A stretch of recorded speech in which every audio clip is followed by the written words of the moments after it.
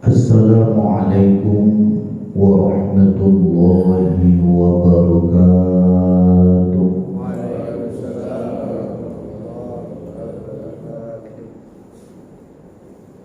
Alhamdulillahilladzi an'amana bi ni'matil imani wal islam.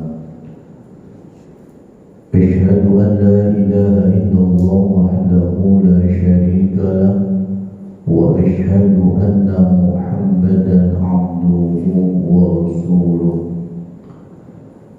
Allahumma salli wa sallim ala sayyidina Muhammadin wa ala alihi wa sahbihi ajma'in, amma ba'd.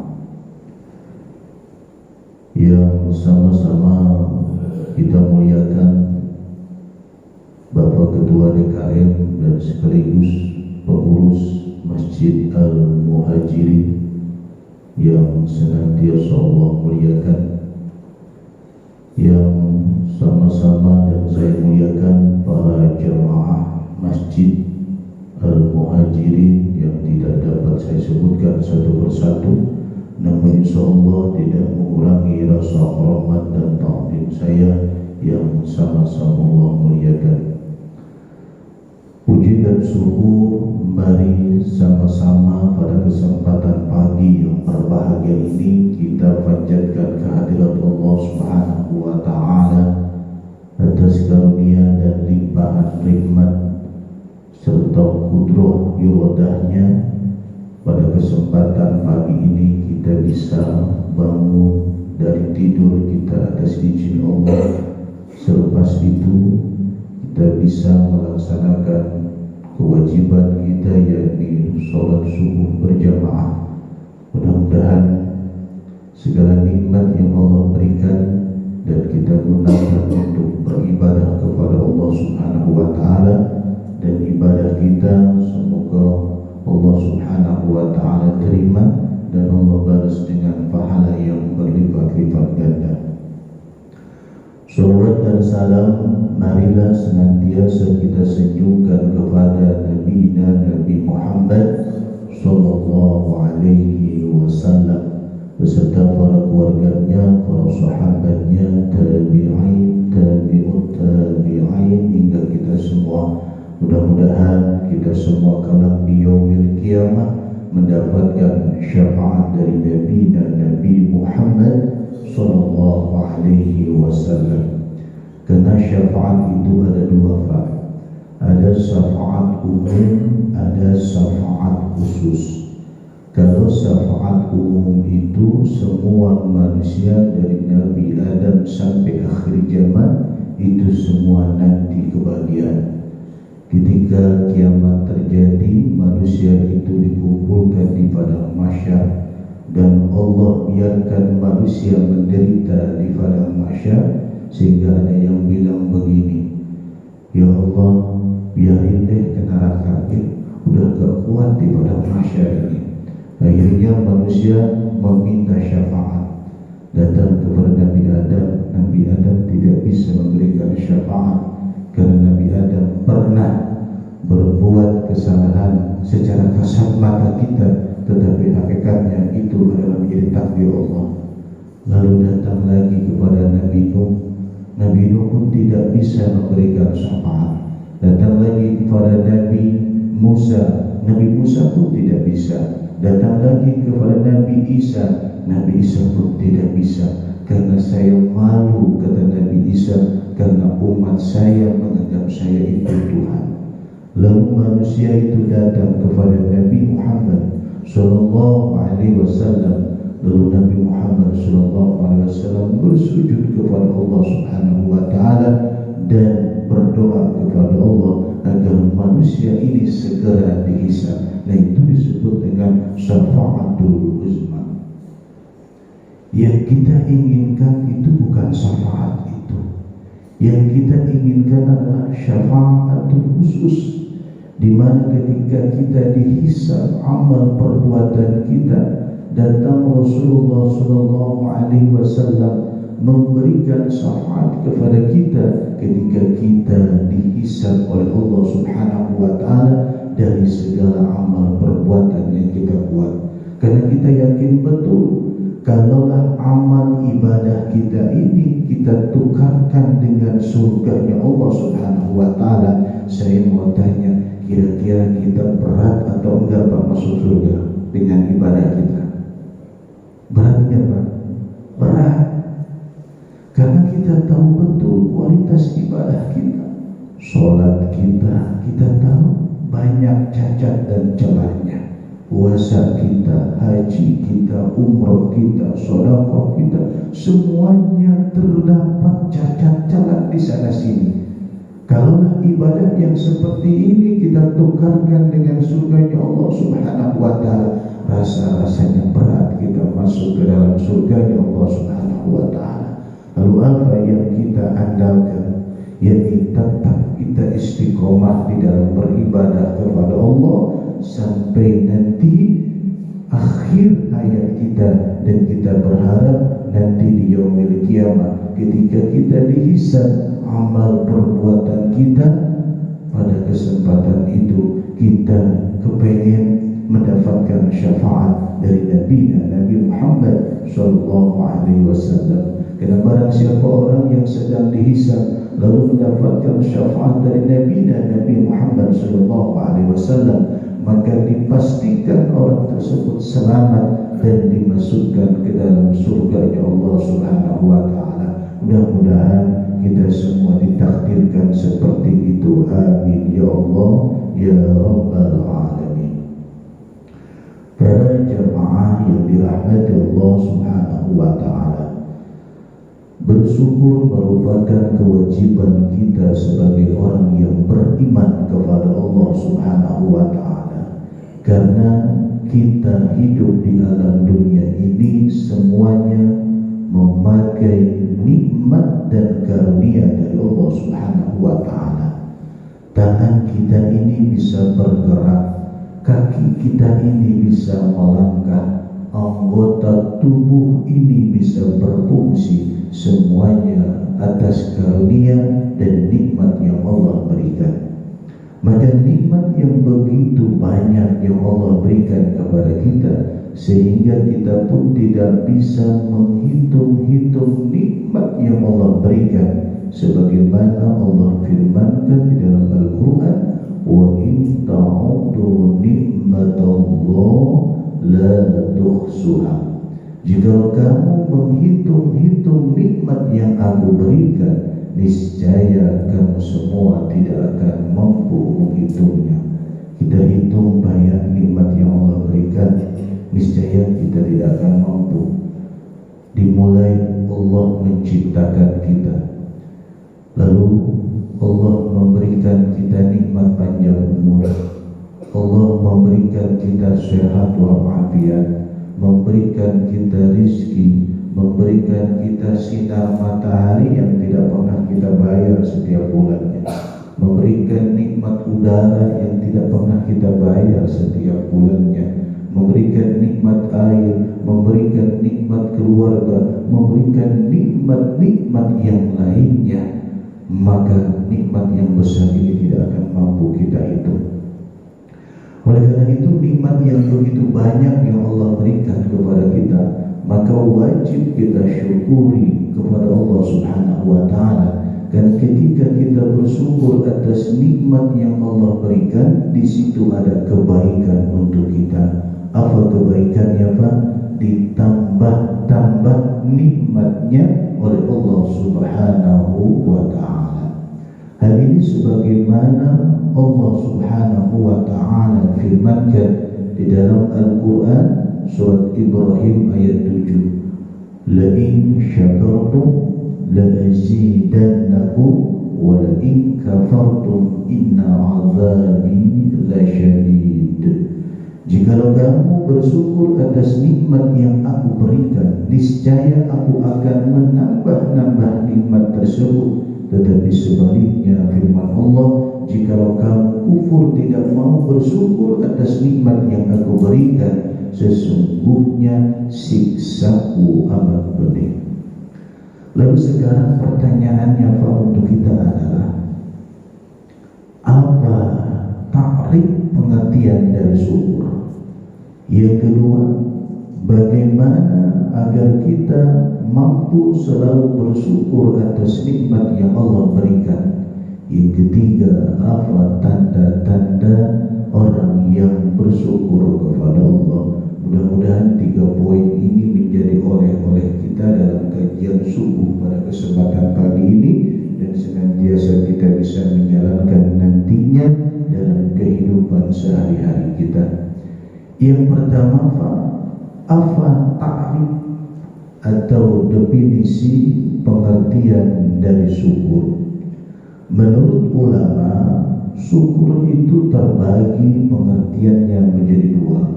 Ada pengertian secara lugah atau bahasa, ada pengertian secara istilah. Kalau syukur pengertiannya secara lugah atau bahasa adalah, kata ulama, as-sana'u 'alal muhsinina bima aulakahu minal ma'ruf, memberikan pujian kepada orang yang berbuat baik atas kebaikannya. Contoh saja, ketika seseorang berbuat kebaikan kepada kita, lalu kita mengucapkan kalimat terima kasih, maka itu syukur secara bahasa. Atau ketika Allah Subhanahu wa ta'ala memberikan nikmat kepada kita, lalu kita mengucapkan kalimat alhamdulillahi rabbil alamin, itu secara pengertian adalah syukur, termasuk kategori syukur secara lugas. Lalu apa syukur secara istilah? Syukur secara istilah ulama mengatakan yang termaktub di dalam kitab Zuhar Maknun. Zuhar Maknun ini karangan Al-Imam Syekh, membahas tentang fan ilmu balaghah, ma'ani bayan badi. Karena kerangka ilmu itu, Pak, ada yang namanya ilmu nahwu yang membahas tentang i'rab kalimat. Contoh begini, alhamdulillahi rabbil alamin, yang kita baca setiap hari. Nah, kalau tinjauan ilmu nahwu, alhamdu, kenapa dibaca alhamdu, tidak alhamdi? Kalau saya membaca alhamdi, boleh nggak, Pak? Nah, ini kajian ilmu nahwu. Alhamdu dibaca alhamdu, tidak boleh alhamdi, karena di situ menjadi mubtada. Mubtada itu dalam kaidah ilmu nahwu termasuk isim yang dirofa'kan, tanda irofa'nya doma karena isim mubtada.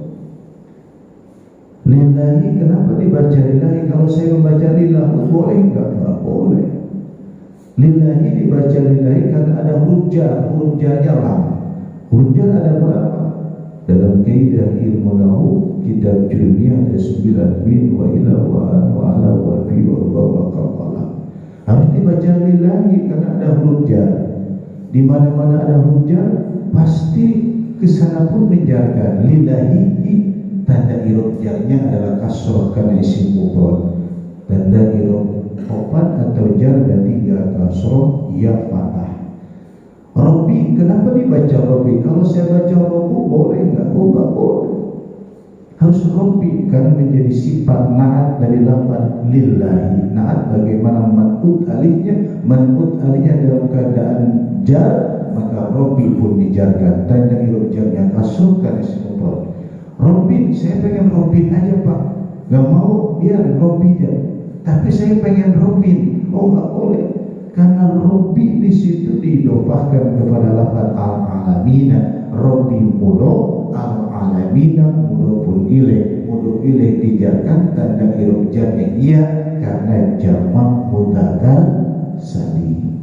Nah, ini ilmu nahwu. Ada ilmu soroh, ilmu balaghah, ma'ani bayan badi, ada ilmu mati, usul fikih dan sebagainya.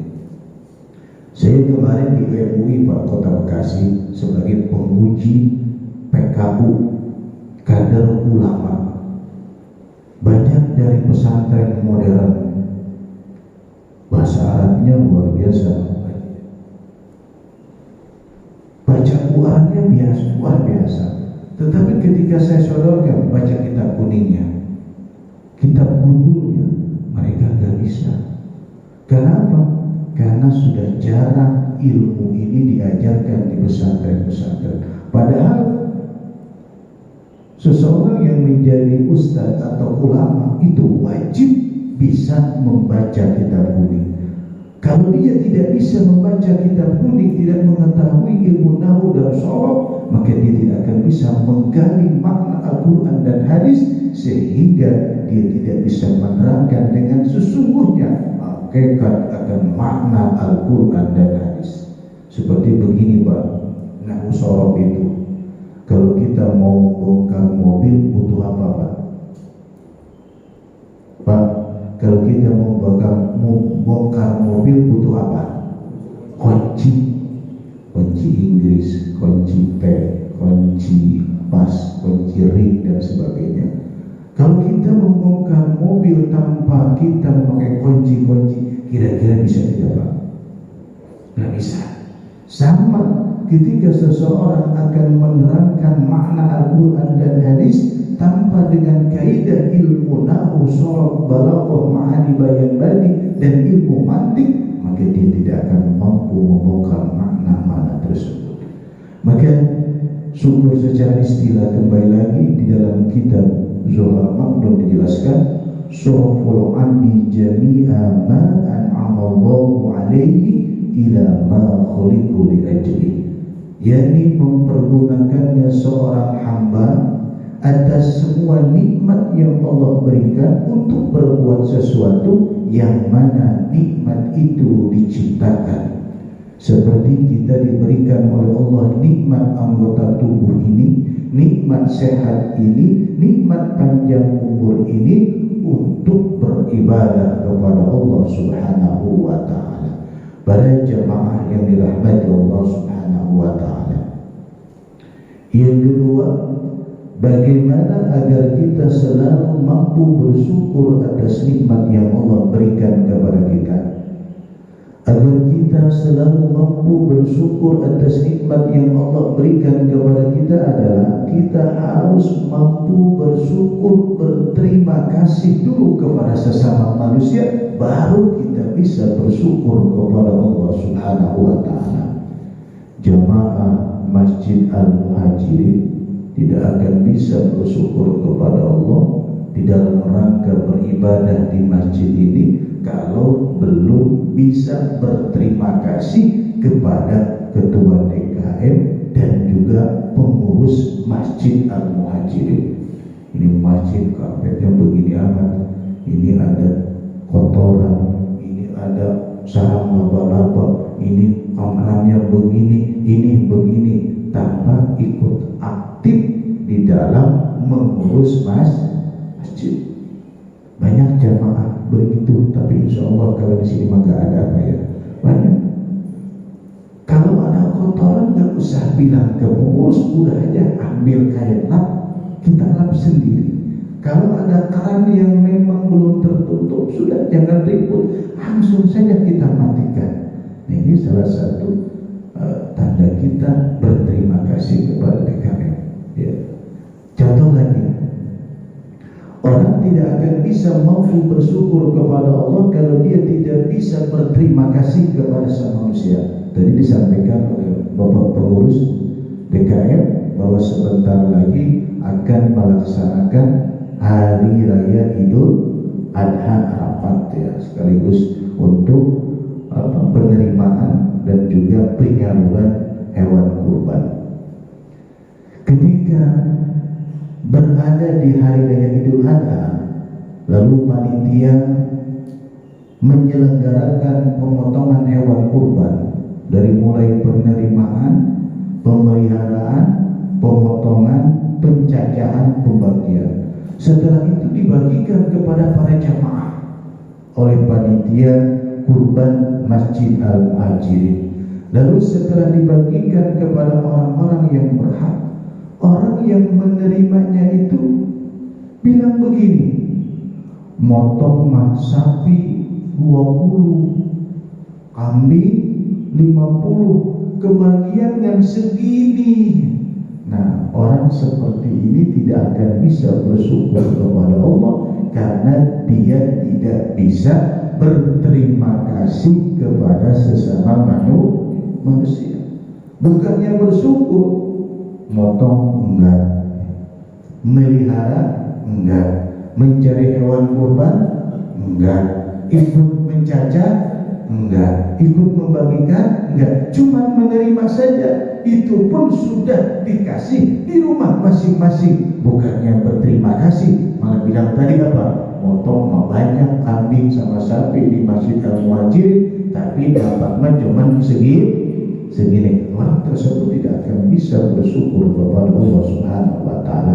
Sebagaimana Rasulullah sallallahu alaihi wasallam bersabda, la yashkurullah man la yashkurun nas. Tidak akan mampu bersyukur kepada Allah Subhanahu wa taala orang yang tidak bisa berterima kasih kepada sesama manusia. Seorang tetangga tidak akan bisa bersyukur kepada Allah kalau dia tidak bisa berterima kasih kepada sesama tetangganya. Seseorang dalam keluarga tidak akan bisa bersyukur kepada Allah kalau di dalam keluarga, anggota keluarga ini tidak bisa saling berterima kasih sesama satu sama lainnya. Jadi orang yang tidak bisa berterima kasih kepada sesama manusia, maka dijamin dia tidak akan mampu bersyukur kepada Allah. Tetapi sebaliknya, ketika seseorang mampu selalu berterima kasih kepada sesama manusia, maka dia akan mampu bersyukur kepada Allah. Contoh begini Pak, kita ini tinggal di kompleks Cibubur Country. Kita bisa tinggal di sini itu karena ada sesama manusia. Kalaulah kita dikasih Pak lahan yang luas ini, lalu kita tinggal sendirian saja di sini, kira-kira kita betah Pak? Betah Pak? Sendirian di sini, nggak ada siapa-siapa, cuman kita sendirian hidup di sini. Insya Allah kita tidak betah. Karena kita bisa betah di kompleks Cibubur Country ini karena ada orang atau ada sesama manusia yang tinggal kita bersama. Maka haruslah bersyukur ketika kita bisa mempunyai tetangga, mempunyai andai taulan, sahabat, teman dan yang lainnya. Walaupun banyak tergantung kekurangan dan yang lainnya, tetap kita harus berterima kasih karena adanya mereka kita bisa menjalankan kehidupan sehari-hari. Yang kedua Pak, agar kita mampu bersyukur atas nikmat yang Allah berikan kepada kita adalah setelah nikmat yang sudah kita miliki, bukan nikmat yang belum dimiliki, tetapi setelah nikmat kita miliki dan kita genggam, maka haruslah lihat kita ke bawah. Ketika saat ini kita diberikan mobil oleh Allah Subhanahu wa taala, rezeki mobil, maka haruslah lihat ke bawah orang yang hanya mempunyai sepeda motor. Kalau saat ini kita hanya mempunyai sepeda motor, maka lihatlah ke bawah orang yang hanya mempunyai sepeda.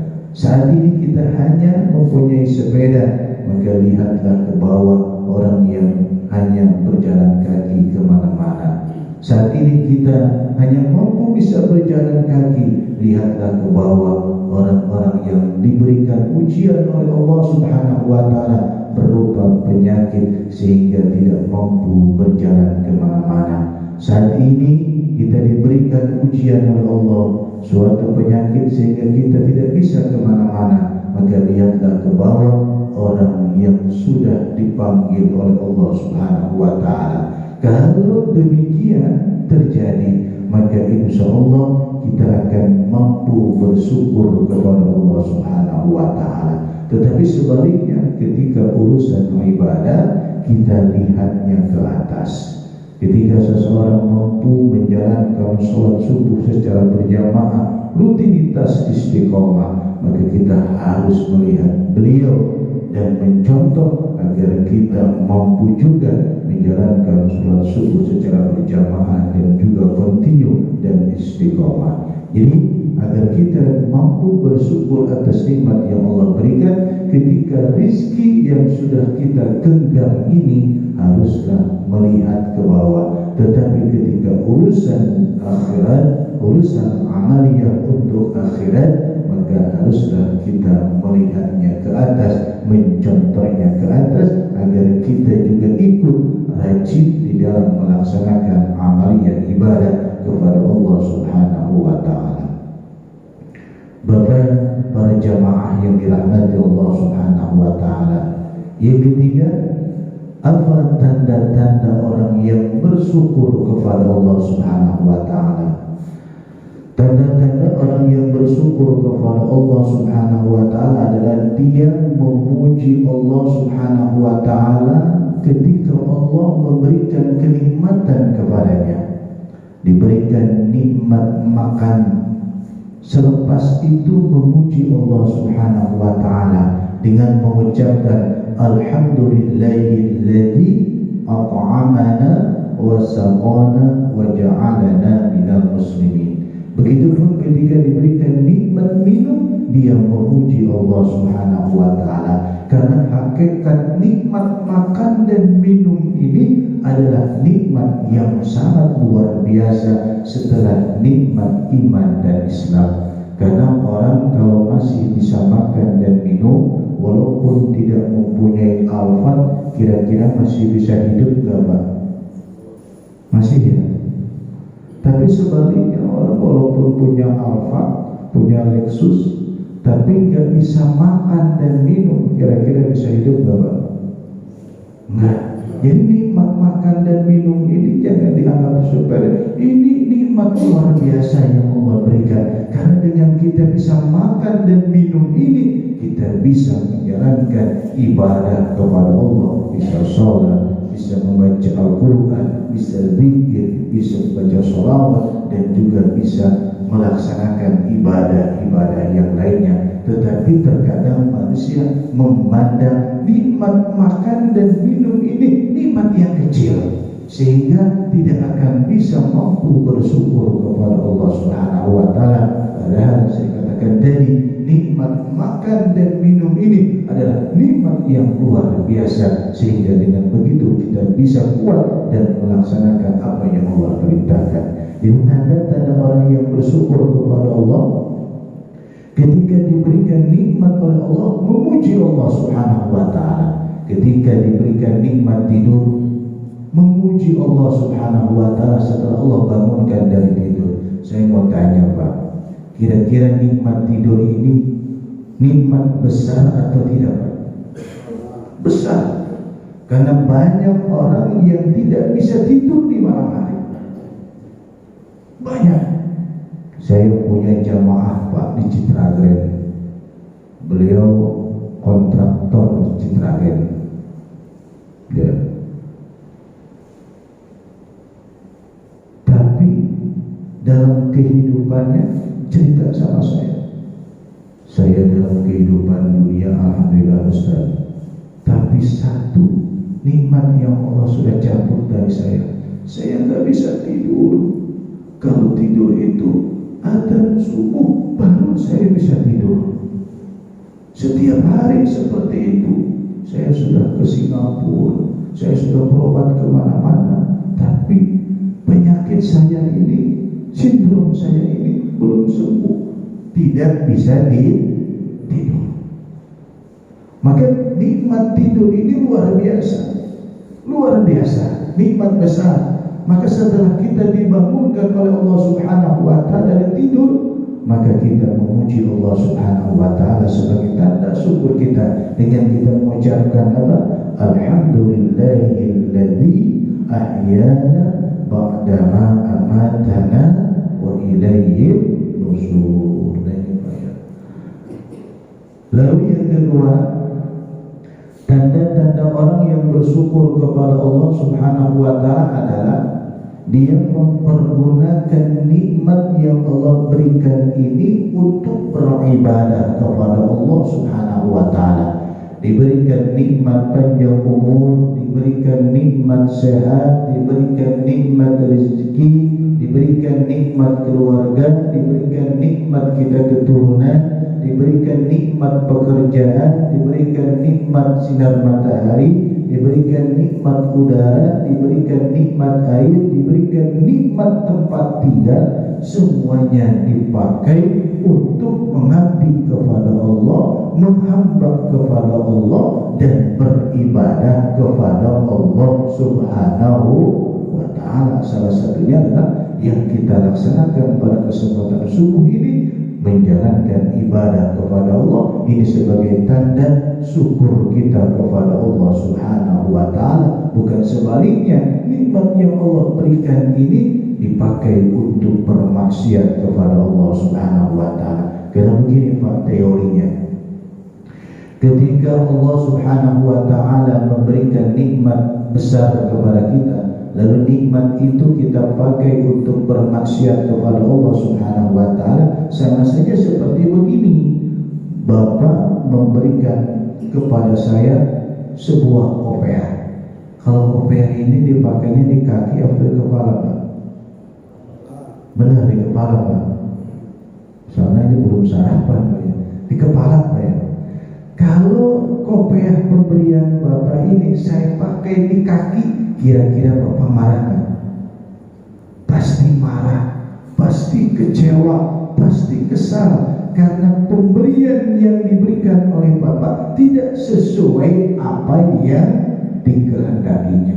Begitupun Allah Subhanahu wa ta'ala, ketika Allah memberikan nikmat yang begitu besar kepada kita, lalu nikmat itu dipakai untuk bermaksiat kepada Allah Subhanahu wa ta'ala, maka Allah pun akan murka. Jika Allah murka, maka tentu kehidupan kita akan menjadi kehidupan yang sangat langsa, baik di dunia maupun nanti di akhirat kelak. Para jemaah yang dirahmati Allah Subhanahu wa ta'ala, yang ketiga, tanda orang yang bersyukur kepada Allah adalah dia hatinya akan selalu bersih dari sifat-sifat tercela. Dia tidak akan cepat hatinya menjadi kotor. Dia tidak akan cepat hatinya ditumbuhi sifat-sifat tercela. Di antaranya adalah sifat iri dan dengki. Karena orang yang mampu bersyukur kepada Allah, dia akan mensyukuri apa yang Allah berikan, sehingga dirinya tidak melihat kanan, kiri, depan, belakang atas nikmat yang Allah berikan kepada sesama manusia yang lainnya. Dia justru sibuk dengan dirinya sendiri untuk bersyukur kepada Allah Subhanahu wa ta'ala, sehingga dengan begitu dia dijauhi dari sifat dengki. Karena sifat dengki ini Pak luar biasa. Rasulullah sallallahu alaihi wasallam bersabda, "Iyyakum wal hasad, fa innal hasada yaqulul hasanat kama taqulun naru al-khatabah." Takutlah kamu akan dengki iri hati, karena sesungguhnya hasud atau dengki ini membakar, merusak kebaikan seperti api membakar kayu bakar. Dasar dari kerusakan iri hati, dengki, yang disebabkan kita tidak pandai bersyukur kepada Allah Subhanahu wa ta'ala. Karena sifat dengki iri ini haruslah kita jauhi. Di samping merusak kehidupan kita, juga merusak diri kita, tubuh kita, dan juga psikis kita, sehingga kita menjadi manusia yang tentunya manusia yang nelangsa dunia maupun akhirat. Karena sifat dengki ini pun salah satu sifat iblis, termasuk sifat sombong juga sifat iblis Pak. Makanya orang yang sombong ini termasuk orang-orang yang merugi di dunia akhirat, karena dia mempunyai sifat-sifat iblis di dalam hatinya. Karena memang fitrahnya seperti itu. Seseorang yang karirnya melesat bisa diiringi dengan rasa sombong. Bahkan seseorang yang mempunyai ilmu pengetahuan yang tinggi, baik agama maupun formal, itu pun bisa diiringi dengan sifat-sifat sombong. Ya, sifat-sifat sombong ini harus kita jauhi, karena sifat ini adalah sifat iblis. Iblis ini dimasukkan Allah ke dalam neraka karena sifat sombongnya. Dia tidak mau bersujud tahiyat. Sujud itu ada sujud ketika sholat, ada sujud syukur, ada sujud tilawah, ada sujud sahwi, ada sujud tahiyat. Sujud tahiyat ini sujud penghormatan. Allah Subhanahu wa ta'ala merintahkan iblis. Iblis ini Pak, ini asalnya adalah malaikat Azazil. Jadi iblis ini sebetulnya satu level dengan malaikat Jibril. Ya, dia bukan malaikat, tetapi tarafnya, kompetensinya sama dengan malaikat Jibril, yang disebut dengan malaikat Azazil. Cuman kalau malaikat diciptakan dan Allah Subhanahu wa ta'ala dari cahaya, kalau malaikat Azazil yang berubah menjadi iblis, Allah ciptakan dari api. Ini sejarah tentang penciptaan awal-awal makhluknya Allah. Nah, dari malaikat Azazil asalnya Ahyas putra Jajan iblis ini. Lalu dididik oleh malaikat Jibril, dibawa ke alam malakut, alam jabarut, alam lahut. Lalu dia pun berkhawat selama 18.000 tahun. Lalu levelnya naik menjadi malaikat Azazil. Nah, setelah itu ujian datang kepada malaikat Azazil, diperintahkan sujud tahiyat, penghormatan kepada Nabi Adam alaihis salam. Lalu apa kata iblis? Asjud liman khalaqta min tin. Apakah aku harus sujud dengan makhluk yang kau ciptakan dari tanah? Ana khairum minhu, saya lebih baik dari Adam. Khalaqtani min narin wa khalaqtahu min tin. Engkau ciptakan aku dari api, sedangkan Adam kau ciptakan dari tanah. Unsur api lebih baik, kata iblis, dari unsur tanah. Semenjak itulah yang tadinya menjadi malaikat Azazil berubah menjadi iblis yang dijauhi dan dilaknat oleh Allah Subhanahu wa ta'ala. Maka kalau iblis itu kalau dilawan dengan pengetahuan, lebih hebat dia Pak. Iblis itu kalahnya dengan sifat tawadhu yang ada di dalam hati kita. Punya pangkat, punya ilmu, punya kedudukan, punya segala macam yang kita miliki, harus dibarengi dengan tawadhu kepada Allah Subhanahu wa ta'ala, tawadhu kepada sama manusia. Maka di situ iblis tidak akan bisa masuk ke dalam hati kita dan tidak bisa menimbulkan rasa sombong di dalam hati kita. Jadi tanda orang yang bersyukur kepada Allah adalah dia akan tercegah dari sifat-sifat hasud, dari sifat-sifat tercela di dalam kalbunya, sehingga kalbunya akan selalu bersih dan bening. Sehingga jikalau begitu, pemikirannya, anggota tubuhnya akan berbuat sesuai yang Allah perintahkan, dan juga akan meninggalkan maksiat-maksiat dan menjauhkannya dari siksa Allah Subhanahu wa ta'ala. Para jamaah rahimakumullah, ini saja yang dapat saya sampaikan pada kesempatan ini sebagai silaturahmi kami atau saya di Masjid Al-Muhajirin. Ini wasilahnya Bapak Ketua DKM sampai wasilahnya Bapak dan juga pada kesempatan ini saya bisa silaturahmi dengan Masjid Al-Muhajirin. Mudah-mudahan silaturahmi pada kesempatan ini bisa membawa berkah khusus kepada saya pribadi, sehingga kita menjadi manusia-manusia yang diridhoi oleh Allah Subhanahu wa ta'ala. Demikian yang dapat saya sampaikan pada kesempatan ini. Kurang lebihnya mohon maaf atas segala kekurangan dan khilafan. Saya akhiri, wallahu muwaffiq ila aqwamit thoriq. Wassalamualaikum warahmatullahi wabarakatuh.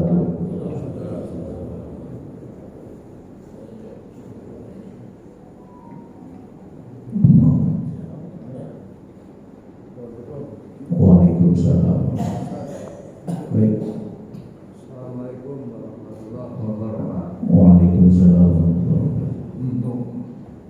meningkatkan sifat tawadu dari manusia itu adalah usaha-usaha apa yang untuk bisa mencapai itu. Terima kasih. Ada lagi Pak kalian? Ada lagi? Bisa?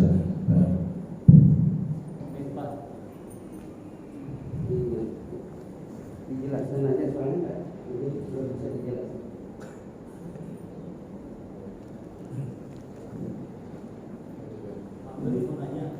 Itu pertanyaan itu nanti jawab langsung. Baik. Dua saja ya Pak ya. Satu ya. Satu lagi. Boleh Pak. Assalamualaikum warahmatullahi wabarakatuh Ustaz. Manusia itu cenderung Ustaz, kalau dia diberi rezeki yang banyak atau gitu lupa sama Allah, dan apabila dia diberi ujian kesusahan begitu dia cenderung baru dekat dengan Allah Ustaz. Bagaimana caranya kita itu agar kita itu dapat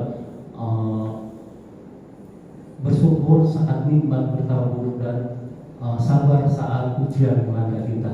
Mohon penjelasan sampai masih. Assalamualaikum warahmatullahi wabarakatuh. Yang pertama saya akan menjawab jawaban yang terakhir dulu ya. Kita lalui. Tadi dijelaskan bahwa bagaimana kita bisa bersyukur ya ketika kita dalam keadaan susah maupun dalam keadaan senang.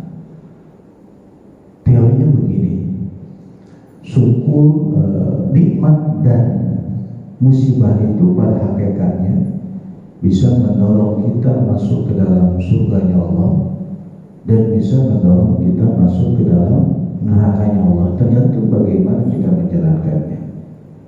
Ketika kita diberikan nikmat oleh Allah, bisa mendorong kita masuk ke dalam surga Allah kalau nikmat itu dipakai ibadah.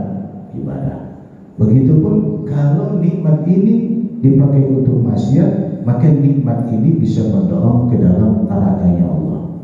Begitupun musibah. Kalau musibah ini kita hadapi dengan sabar, maka musibah ini bisa mendorong kita masuk ke dalam surganya Allah.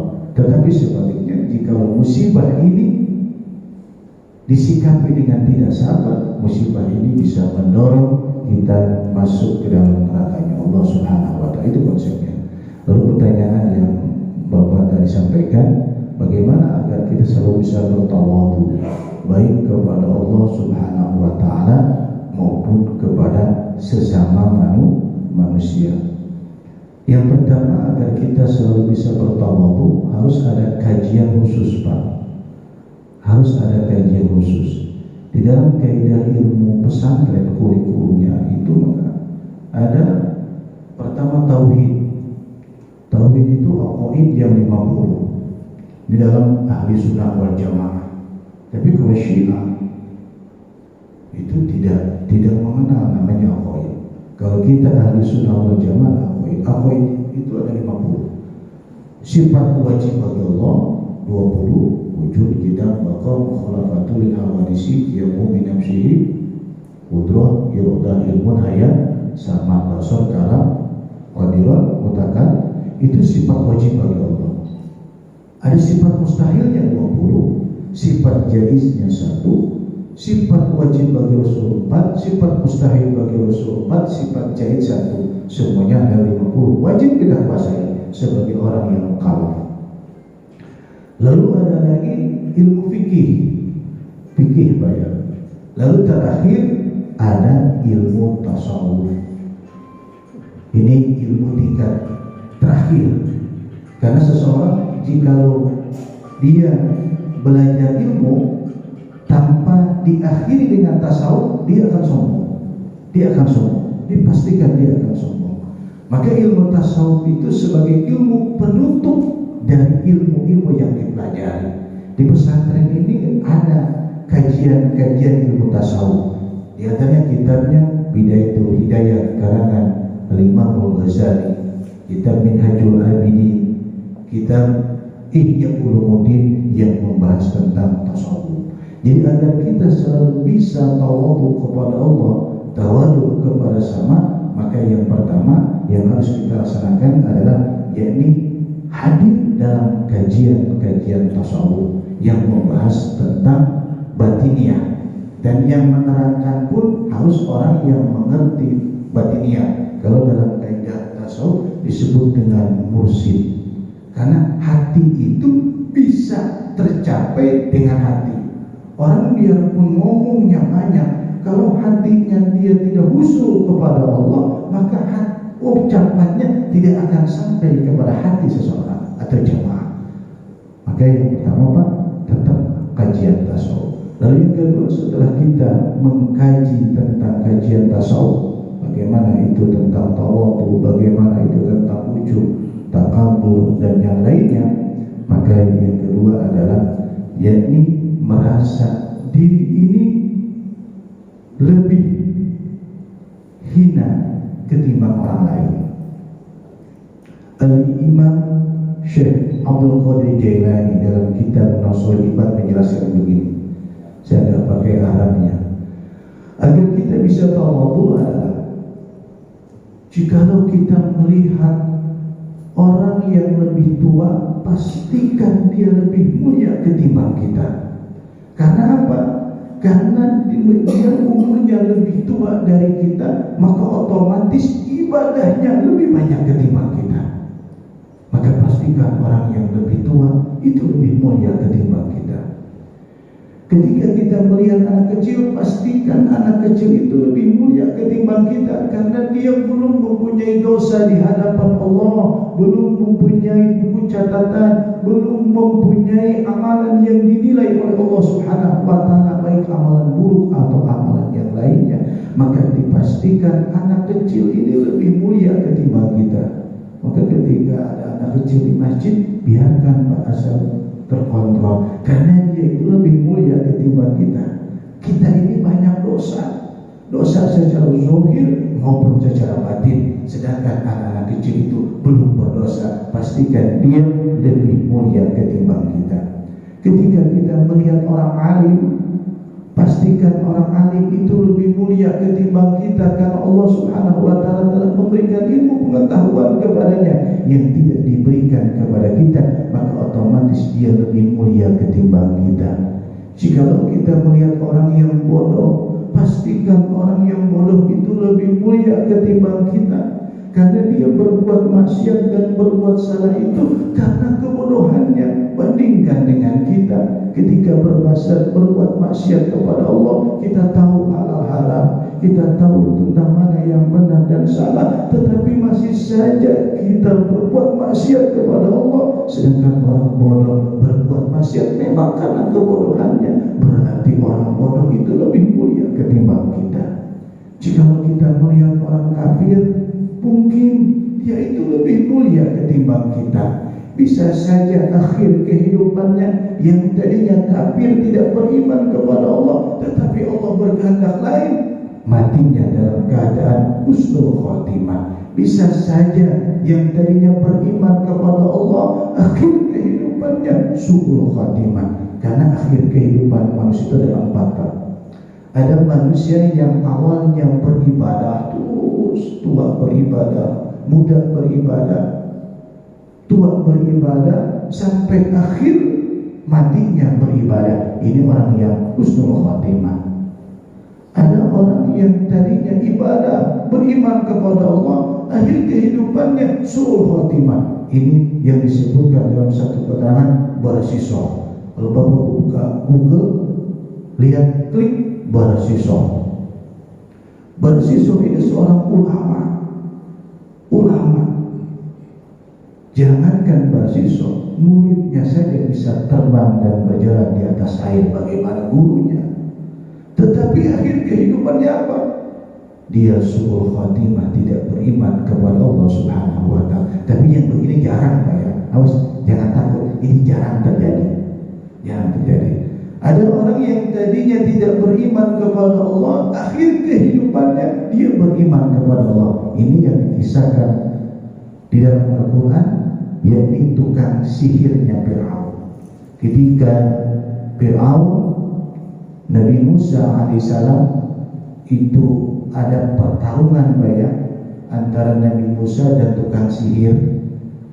Nah, tukang sihir ini melemparkan tali yang berubah menjadi ular, padahal secara hakikat dan mahiyat itu tetap tali, tidak berubah sama sekali.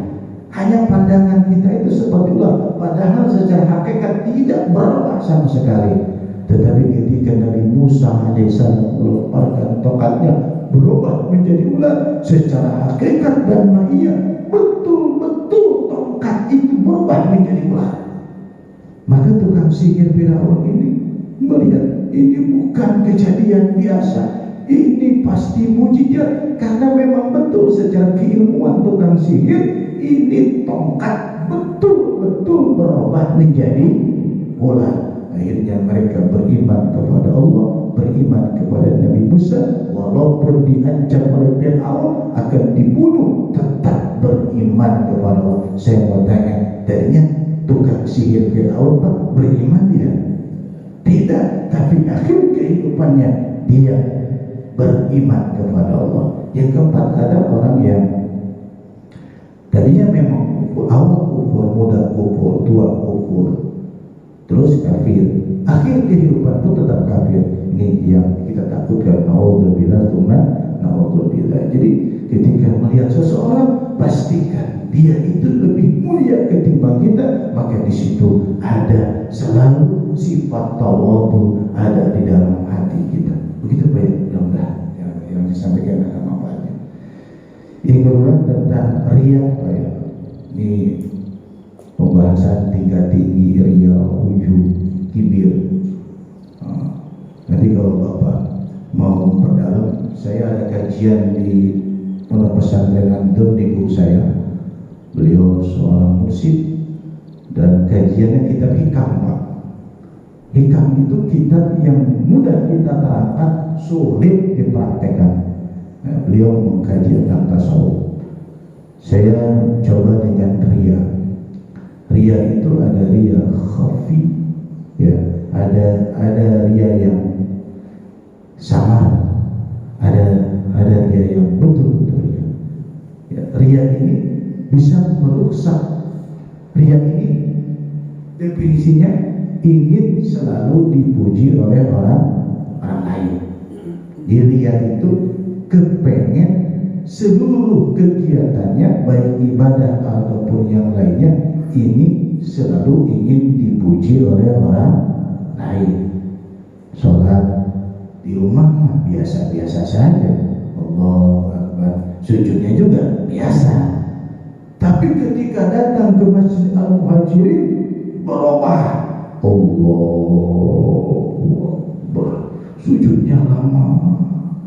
Nah ini riya, seperti ini riya, ingin selalu dipuji oleh orang lain. Maka sifat riya harus kita jauhi, karena riya ini termasuk syirik yang kecil.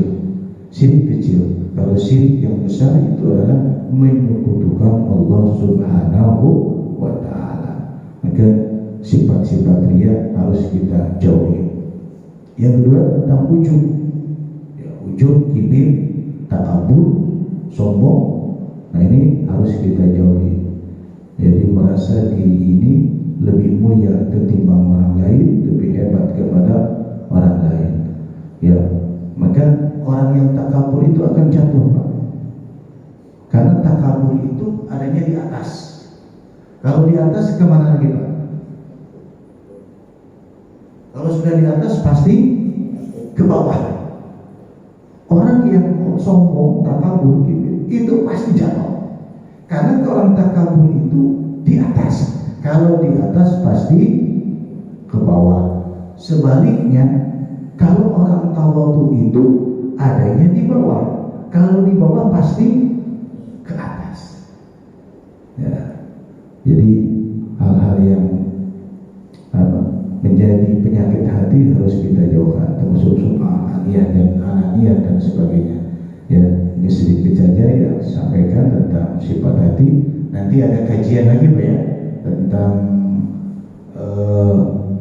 tasawuf. Biasanya saya mengajar tasawuf itu tasawuf itu tentang kita Bidayatul Hidayah.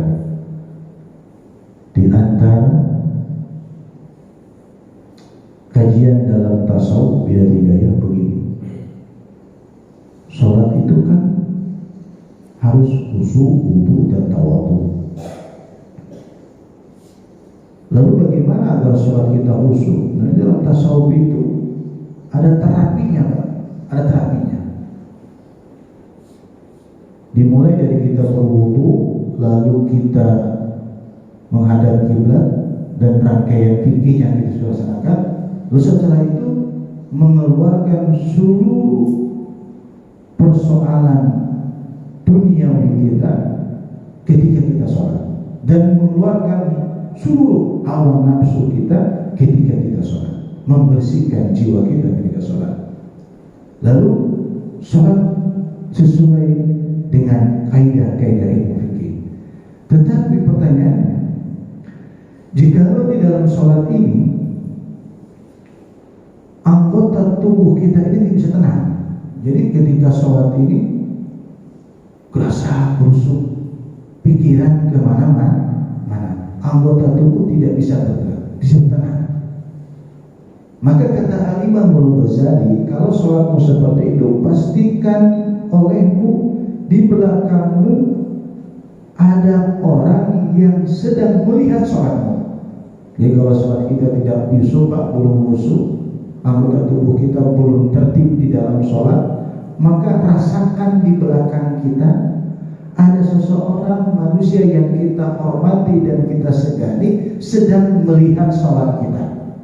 Nah, kalau kita sudah merasa seperti itu, lalu sholat kita menjadi khusyuk, sholat kita menjadi rapi, gerakan kita menjadi tertib dan yang lainnya, maka kata Al-Imam Al-Ghazali, seketika marahi jiwamu, seketika cacatkan jiwamu, seketika hardik jiwamu dengan bilang begini,